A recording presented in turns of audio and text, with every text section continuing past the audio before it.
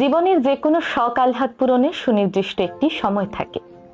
বয়স পেরিয়ে গেলে শখটা হয়তো পূরণ হয় ঠিকই, তবে সেই তৃপ্তিটা আর পাওয়া যায় না। 17 বছর বয়সে যে বার্গারটা বিরিয়ানিটা খেতে অমৃতের মতো লাগে, 27 বছর বয়সে এসে সেটা ভালো নাও লাগতে পারে।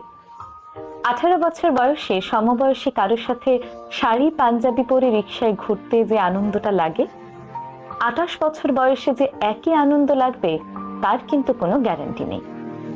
19 বছর বয়সে বিশ্ববিদ্যালয়ের সেকেন্ড ইয়ারে বন্ধু বান্ধব সহ বান্দরবান ট্যুর দিলে যে মজা পাওয়া যায়, 29 বছর বয়সে এসে সেই মজাটা নাও পেতে পারেন।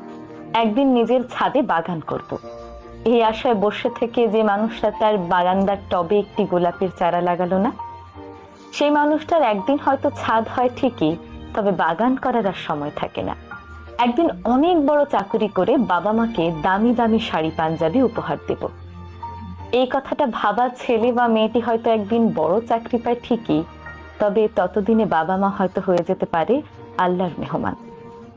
জীবনের ছোটখাটো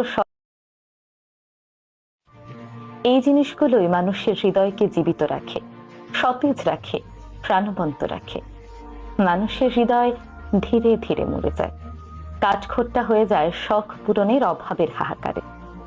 তাই সময় থাকতে থাকতে জীবনের ছোটখাটো শখ আহ্লাদগুলো পূরণ করে ফেলা উচিত।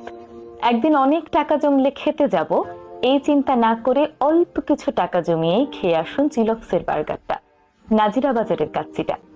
বিশ্বাস করুন,